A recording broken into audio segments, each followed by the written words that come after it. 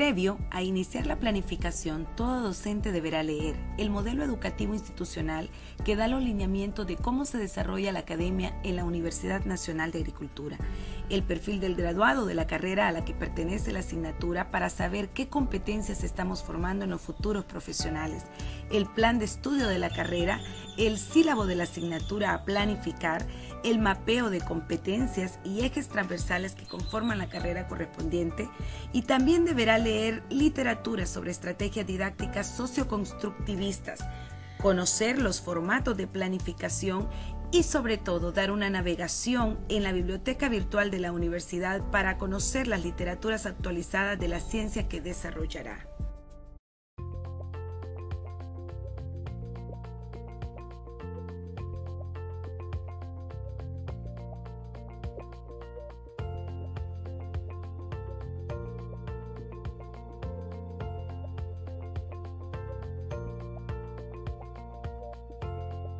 El formato para desarrollar el programa analítico se divide en varias secciones. En la primera, iniciamos con el encabezado, donde se escribe el código y nombre de la carrera, luego el nombre de la asignatura a la que pertenece el programa analítico, utilizando letra mayúscula y en negrita.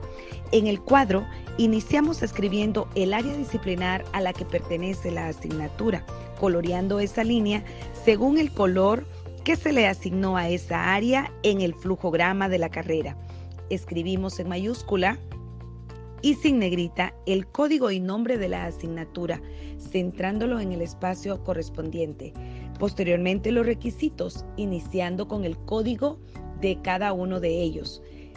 Luego las unidades valorativas, horas de clase por periodo y por semana, escribiéndolos centrados y sin negrita en el espacio correspondiente. Cerramos el cuadro agregando el periodo académico en el que se imparte esa asignatura según el plan de estudios, la unidad académica responsable y los ejes transversales que se abordarán en la asignatura. En esa primera sección se agregan sin negrita la descripción de la asignatura, la cual es tomada del sílabo y deberá resumir en un solo párrafo el concepto del nombre de la asignatura, su importancia para la sociedad y el propósito por el que se imparte. Escribimos las competencias de la asignatura tomadas del sílabo y clasificándolas entre genéricas y específicas. Terminamos esta primera sección escribiendo las unidades didácticas que conforman la asignatura y las cuales también tomamos del sílabo de la misma.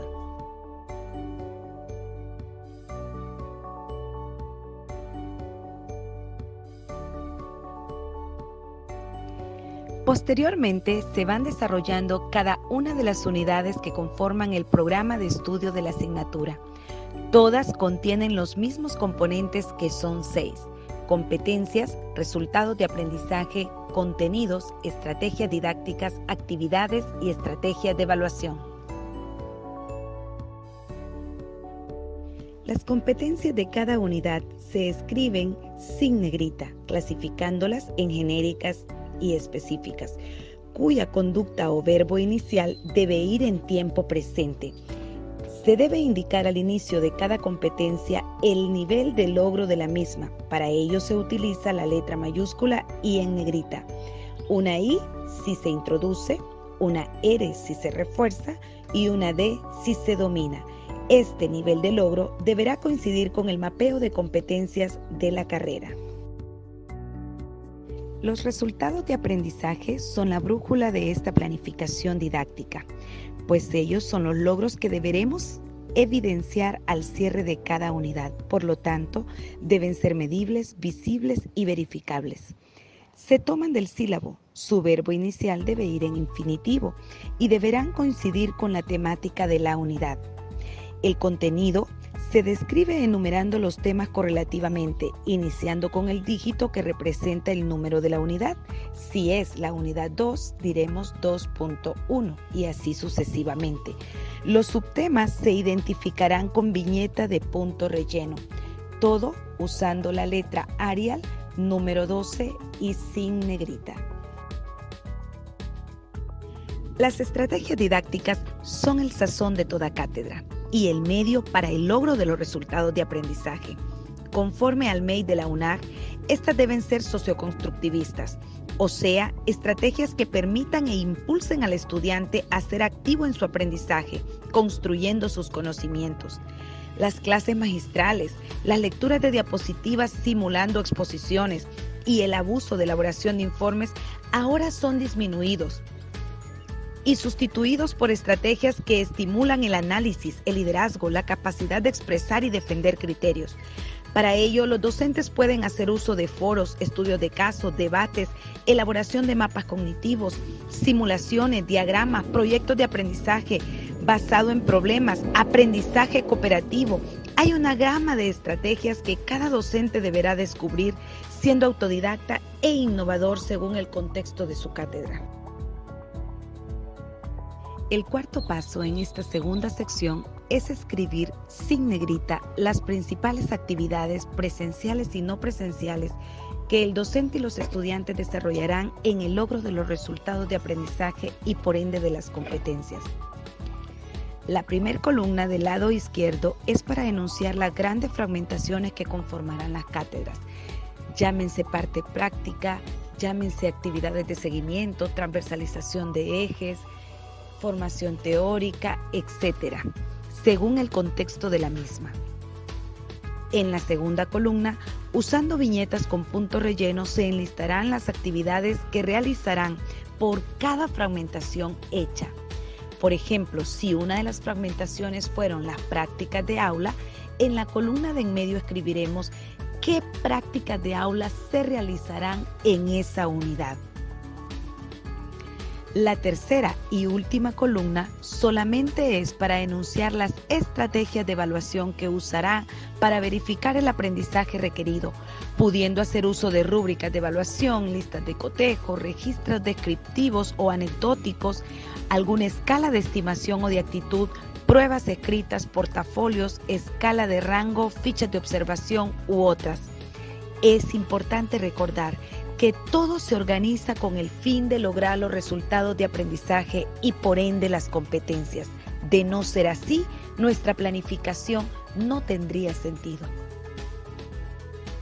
Ejemplo, si la macroactividad segmentada del programa analítico fuese un cineforo, las actividades presenciales conllevarían un diálogo, una presentación de video o una película, luego un debate durante o al finalizar el video con preguntas directas sobre lo más importante de ese cineforo y por último podrían terminar con la escritura de un ensayo sobre la temática abordada. La estrategia de evaluación para eso sería, si vamos a tener un debate, podemos utilizar la escala de estimación. Pero también, si va a haber un ensayo, podríamos utilizar como estrategia evaluativa una rúbrica que tenga claros los criterios a evaluar. Esta misma rúbrica podría tener entre esos criterios la ortografía, la claridad al exponer ideas o también la originalidad. Igualmente lo haremos con las actividades no presenciales y al cierre del cuadro se debe reflejar el total de puntaje a calificar en la unidad, diferenciando cuánto corresponde a lo práctico y o teórico. Así se termina la planificación de la unidad, debiendo hacer lo mismo por cada unidad del programa analítico. Y al final de todo el programa analítico, agregar la bibliografía actualizada usando la 7ª edición de las normas APAS, editada en el año 2019. Una vez terminado el programa analítico, este puede ser enriquecido a través de la socialización con los demás docentes que imparten la misma asignatura. Eso garantizará enriquecerlo y también el que todos los docentes que le impartan puedan dar la misma temática y puedan utilizar estrategias similares. Así, los estudiantes recibirán la misma formación independientemente del docente que le imparta la asignatura. El siguiente formato a trabajar es la jornalización. La jornalización permite ubicar en el tiempo el desarrollo de la asignatura a fin de administrar bien las horas clases asignadas y evitar que al cierre del periodo académico nos falte o nos sobre tiempo. En la primera columna izquierda se escribe el número de horas clase a usar para desarrollar o evaluar cada unidad, cuya suma debe coincidir con el total de horas del periodo escrito en el programa analítico. En la segunda columna se copia el nombre de las unidades y el cierre de la evaluación de cada parcial en el color indicado en el formato. Si la asignatura no tiene laboratorio, esa línea podrá eliminarse.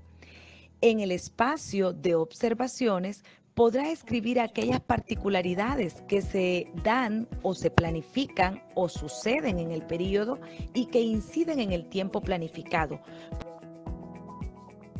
El plan de unidad es el último formato a trabajar en este proceso de planificación didáctica. Iniciamos dando un copy-paste nuevamente al encabezado, incluyendo el código de la carrera y el nombre de la misma. Igual damos un copy-paste de todo el primer cuadro que corresponde a los datos generales de la asignatura.